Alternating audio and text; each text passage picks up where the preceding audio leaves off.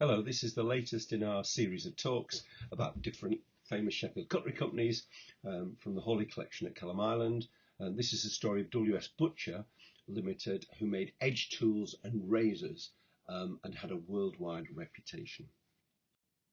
Made to last could be a theme of the Sheffield cutlery industry. And one of the staggering things about items from the Sheffield cutlery industry is they're being made in the early 1800s, and they're being shipped to market. And one of the many gems that I've actually found in the archive of the Hawley collection was this newspaper cutting, describing a cargo of Sheffield jack planes and chisels made in the early 1800s being discovered in a South African shipwreck. And when these were actually recovered, they were in very good condition. But the astounding thing was, let's just think about what was happening in 1820. In 1820, getting goods from Sheffield around the world was really rather challenging. Some people would argue that Sheffield's got rather poor transport links now. But in 1820, the Sheffield Canal had only just opened. To get to Manchester, it took 2 days. Previously to that, goods had to go to Tinsley or they'd had to go to Bawtry. And here we've got some goods from the Butcher Company, this wonderful company that we're going to explore today, being taken from Sheffield to South Africa or from Sheffield to the West Indies, where they could be used for various different products. So this is one of the notions of things that were made to last. So the beginning of this butcher company was James Butcher, who was the father of the two brothers, and he was a cutler living and working in Charles Street, and his wife Anne, and they had 2 sons who were to become famous giants the Sheffield manufacturing scene. William was baptised on the 20th of May 1791 and Samuel was baptised on the 23rd of March 1795. Adverts claim that the company started in 1725, so that's going back to James the father. But after apprenticeships, which were significant in their length, a partnership between William and Samuel started in the early 1800s. So William went straight into the export market. He started with a company on Eyre Street manufacturing edge tools. 1821 commercial directory shows premises much as they are today, and you'll be able to see that shortly. And the emphasis was on tools for plantations for the West Indies and Brazil. Now, obviously, people were going out from Britain to make their fortune, to exploit new lands, where there was lots of space, where there was a favourable climate, but the land had to be cleared. And one of the things that they would have been using edge tools and hoes, and these were things that were made in Sheffield. But just look at these items. They're heavy, so transporting these from Sheffield was a real challenge. Now, this company was not renowned for its advertising, so this is a rare piece of advertising from saying manufacturers of all kinds of edge tools, joiners tools, saws, files, machete, cutlasses and hoes, and it's showing us a picture of the front of the butcher's works, much as it actually is today. Pre-photographs this, so we're going to get artists' impression of what the works looked like. So all those essential items that you would need for starting a plant. So this is a picture actually from the Ken Hawley guide, and it's showing you those tools that would have been used for clearing ground, those tools that would have been used for cutting down sugarcane, for chopping down vegetation. And we've already mentioned this notion that many of them had significant weight to them. They had sharp blades and they were made of good Sheffield steel. So they were very attractive, but getting them to market was really quite a challenge. In answering that question, how did tools get to market? One of the things is that many of them were actually taken in barrels.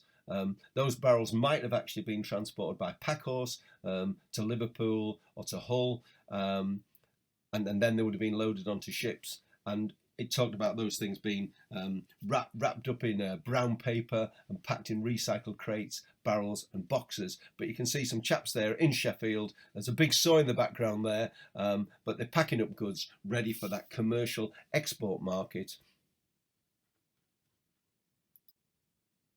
So basically the butchers were expanding they started melting their own crucible steel. And the thing about the crucible steel, this was something that was of good, reliable quality, and it could make hard edge tool products that were perfect for these expanding agricultural markets. 1830 is a big expansion of the works on Eyre Street. Samuel acting as the firm's agent in the booming North American market. So they weren't going for selling goods in Britain, they weren't going for selling goods in Europe, but American market was booming, and that's where they saw things were going to happen. They established an office in New York run by his brother-in-law Robert Wade.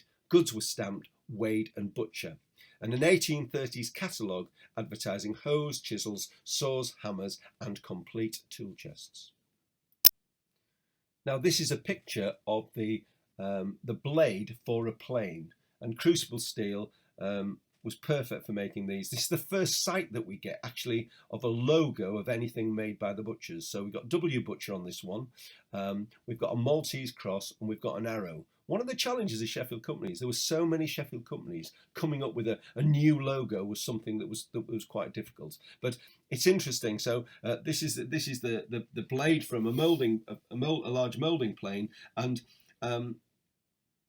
we've got hundreds, if not 1,000 planes in the Hawley collection, but we haven't got one of these that's made by W Butcher, and it seems a shame that we haven't got one, and I certainly think we need to collect it. So here we've got a picture of the full block plane, and it's interesting. So if we're talking about these being transported to the Americas at a very difficult time for transport, obviously I think what would have happened is just the blades would have been transported, and the actual rest of the wooden block would have been assembled by local craftsmen in places like the USA. It's interesting that despite the fact this was a very prominent Sheffield company, and we've got thousands of planes in the Hawley collection, we don't seem to have a plane by W&S Butcher in the Hawley collection. So if anybody watching this has actually got one they'd like to donate, we'd like to receive it. So the brothers continued trading, Wade and Butcher trading from Arundel Street opposite Eyre Lane, and that was the works of W.S. Butcher, which became known as the Butcher Works. Wade and Butcher were still advertising razors, razor strops and table knives. In 1825 Wade died, and in 1828 Mrs. Wade was still listed as a razor maker. We had a number of partnerships emerging. In 1826, William and Samuel joined a partnership with John Brown, operating out of Charles Street in Eyre Lane. That partnership didn't succeed, so it always seems like they came back to the brothers working successfully together. So in 1830, that partnership was dissolved, and W.S. Butcher were back together again. Now, this company expanded very significantly, and a lot of that expansion was between 1830 and 1850. And you can see here a map of where that expansion took place.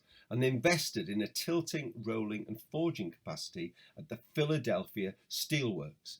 Now, it's interesting when you see that word Philadelphia on a map. I'm going to ask a number of questions there. So is this the Philadelphia that was named in the Bible? The book of the Bible is a book to the Philippians. And is that, Philippi talks about love and it talks about brothers. Was Philadelphia, USA named after Philadelphia in Sheffield? Or was Philadelphia, Sheffield named after Philadelphia in the USA? Were the works named after the Philadelphia place in Sheffield? Were the works named after Philadelphia in America? Well, I think we do know that William Penn founded Philadelphia in the USA in 1681, and in 1790 that became the capital of the USA. So if Sheffield wanted to be seen as being important, what better name than to give your works than the Philadelphia Steelworks, hoping to crack that American market, hoping to be somewhere, and that's very impressive. Now, this map just shows the original part of the operation, which was still operating in tandem, which is the Butcher Works on Eyre Lane and Arundel Street.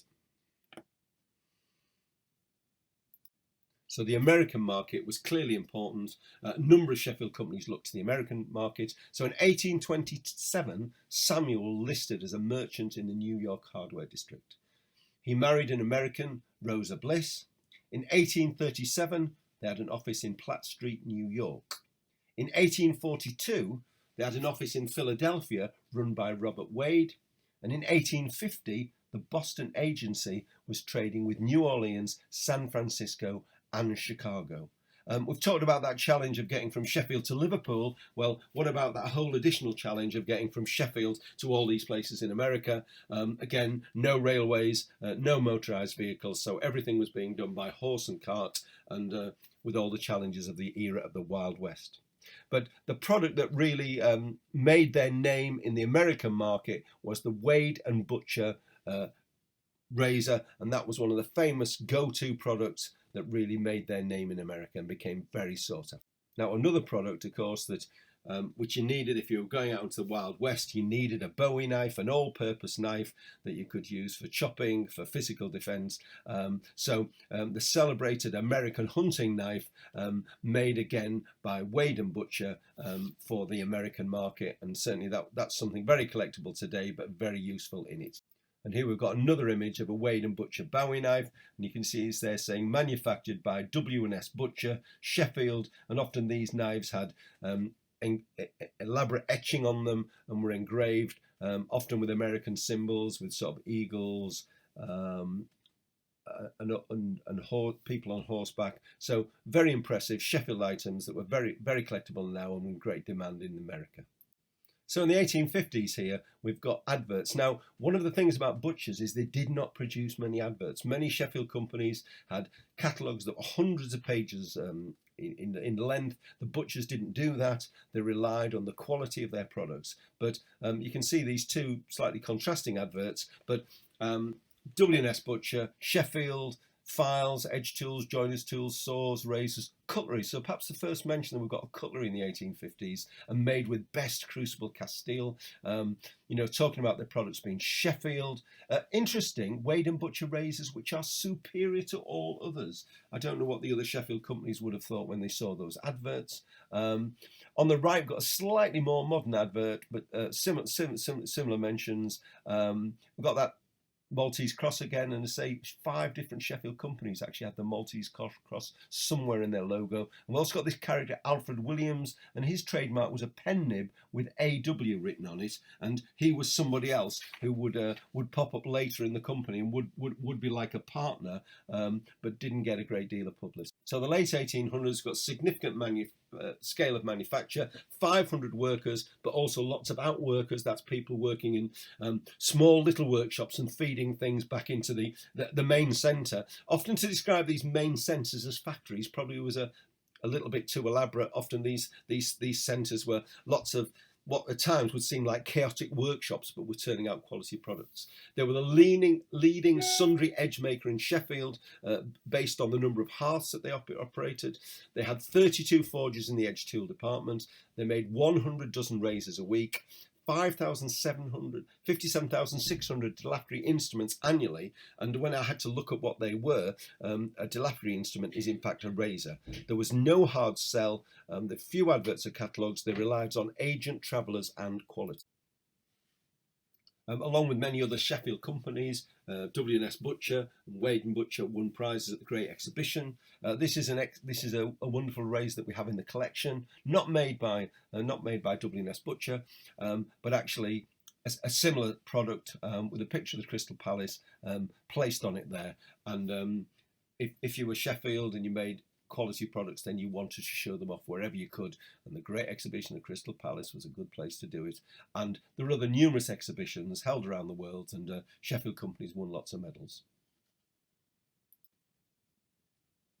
There were some downsides to success. Poor working conditions and bad health of the workers, and certainly if you were grinding anything in Sheffield, you were breathing in lots of dust, and your life expectancy was not good. Clearly a clash between the employers and the union of edge tool grinders, who were trying to get better conditions for their workers. The tension was highlighted with a bomb attack on the bosses when somebody tried to throw an exploding can of gunpowder through one of their homes. There was failed attempts to install American file cutting machines. Taking the long perspective, you might argue that's one of the things that saw the death of much of the Sheffield industry, because of that failure to mechanise and modernise. 1868, there was major industrial disputes with file cutters, and in 1864, the Sheffield flood seriously damaged the Philadelphia works. But a little bit of industrial unrest didn't really disturb the fortunes of W&S Butcher. So in 1843, 1845, William was the master cutler. He was also the town trustee and the town collector, and that was really a prestigious office, administering funds that had been sort of put into trusts for hundreds of years, and a significant Sheffield fund there. His brother Samuel was mayor in 1845 also, so you had that rather unique position. Two brothers, one was master cutler, one was the mayor, and as well as being the mayor, Samuel was an alderman, a church burgess, and a JP. Their homes and to some extent their wealth reflected this. So William lived at a mansion on Glossop Road known as Five Oaks, and Samuel lived at Bannercross Hall with an impressive wine cellar. Picture there of Bannercross Hall. It's still there today, Top Eccleshall Road, being the home of Henry Boot. Every now and again seems to come on the market and be for sale. Well, 1871, company continued to expand, 800 to 1,200 employees. And it's interesting, very few of the Sheffield companies ever got any bigger than this in terms of employing more than 1,200 people. So the weekly production, 12 tons of files, 800 dozen razors, 600 dozen chisels and gouges, 400 dozen plane irons. And you can see a picture there of a woodworking chisel, and you can see some pictures of some gouges there. So the quality products that were being made by the butchers. Towards the end of the 1800s, a number of things starting to change. So we'd had the American Civil War. America, the USA developing as its own industry, brought in tariffs against a lot of products from Sheffield. In 1869, Samuel died, aged 74, and was buried in the family vault in Eccleshall Churchyard. Shortly afterwards, William died, aged 79, also buried in the Eccleshall Churchyard. The assets of both men sold were including the Philadelphia Steelworks, the Bannercross Hall, and their wine collection. Each of them left approximately £100,000 when Sheffield workers were earning £1 a week. And if we want to look at what £100,000 was in today's money, we get something in the region of 12.6 million. So between them, in the modern money, the pair of them would have been worth approximately 25 million. So thinking about the core business, William had no male heirs, but Samuel had two sons, William and Charles, from his second marriage. William Jr. had a number of failed business ventures. He lost £23,000 on a venture making steel railway wheels in Neepsend, and he also failed with the company William Butcher Steelworks in the USA. But his second son Charles took over the business, continuing to export cutlery and tools to the USA. Again, looking through the archives, occasionally you come across something that's quite interesting, and this was just a novel W&S Butcher product, a patented real knife and scissor sharpener that was of a suitable size that it could fit in your waistcoat pocket. It'd be quite interesting if you're being frisked, won't it, for some purpose, and they said, "What are you doing with a real knife sharpener inside your waistcoat pocket?"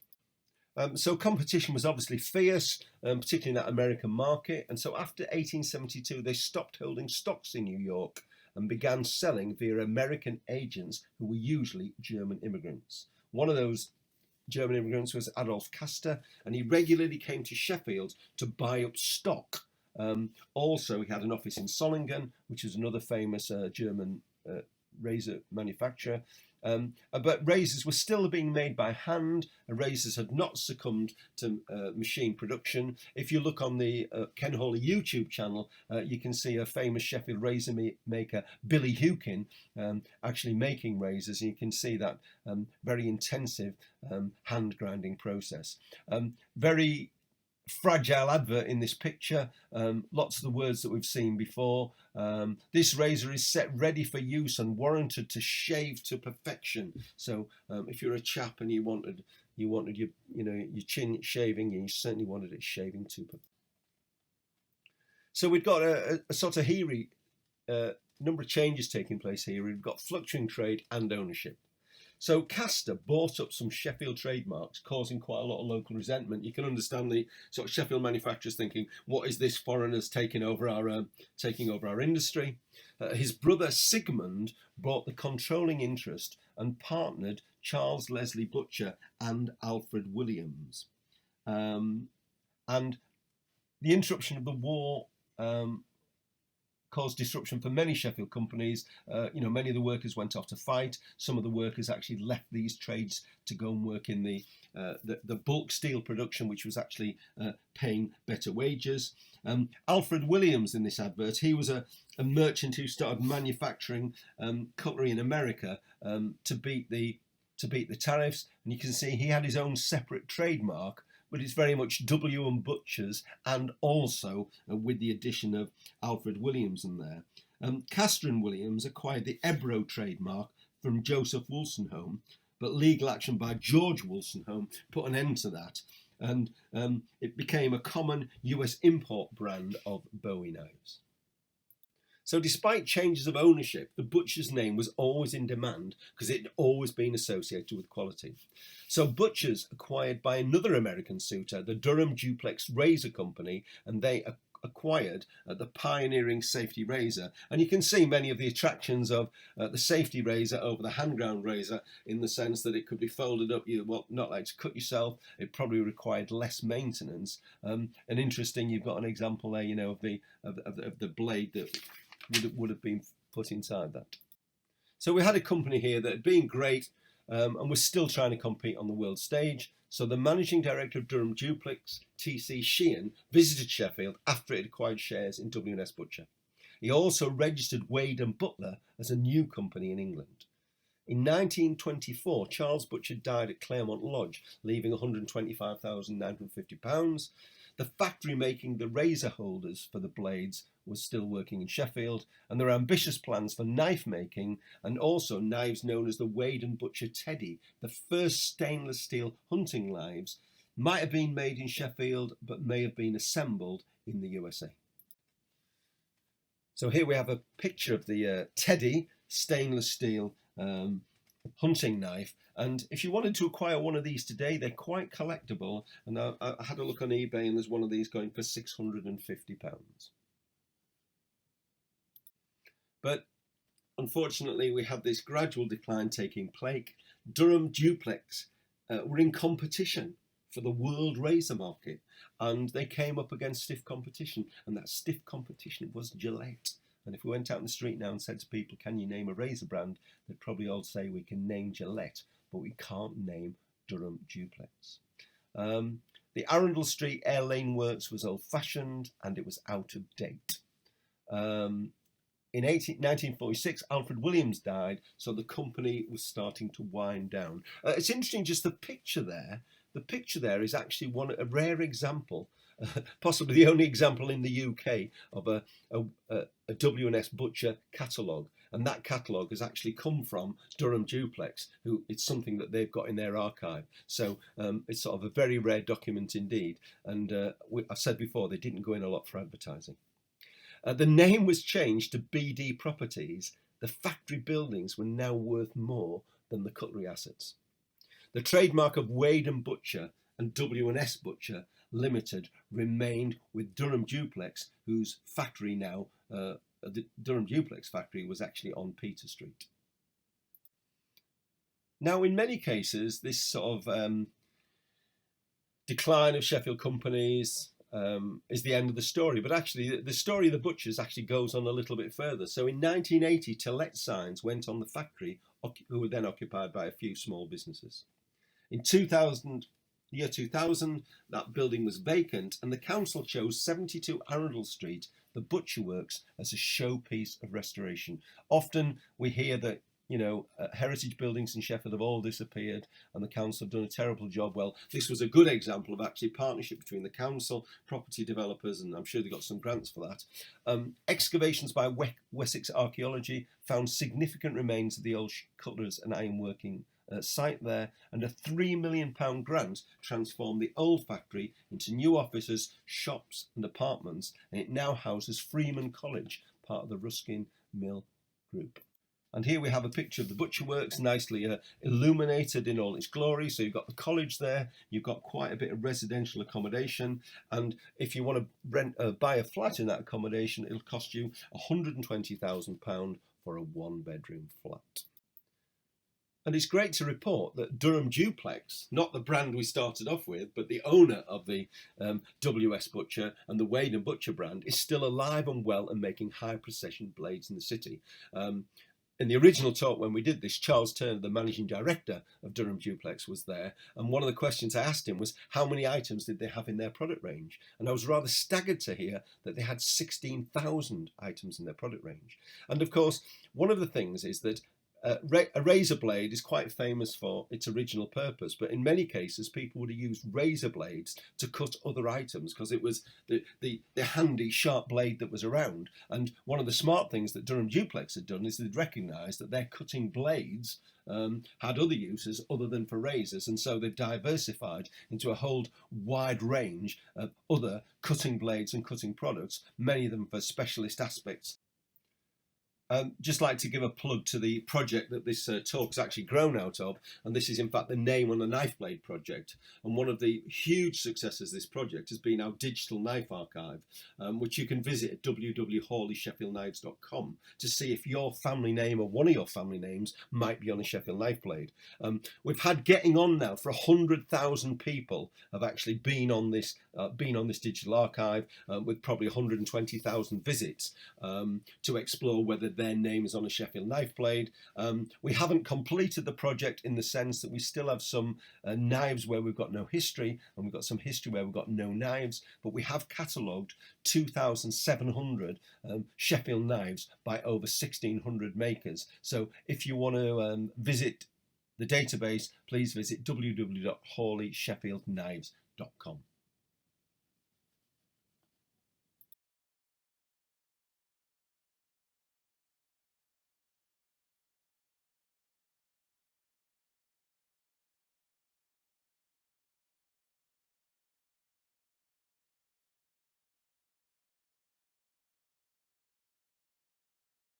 And I'd just like to thank Geoffrey Tweedale, who, without whose work we couldn't have given these talks and collected this information, and in fact compiled the knife database. You can buy Jeff's book, A History of Sheffield Cutlery Manufacturers. You can only buy it on Lulu, and it is 650 pages long. But I'd just like to thank Picture Sheffield for a few of the photographs, Geoffrey Tweedale for a lot of the information for this talk, and the Sheffield Museums Trust for kindly giving us the accommodation.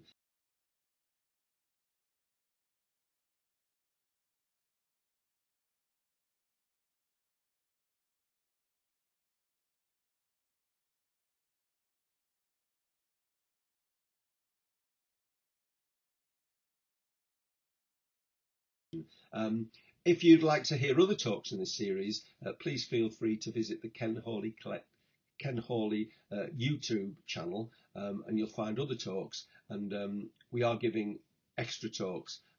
We've done one on Pearl Hall and Ivory, which is the next one in the series, and then we will be doing another one on Joseph Elliott coming up shortly. So I hope you've enjoyed the talk, and please keep in touch with us. Thanks very much.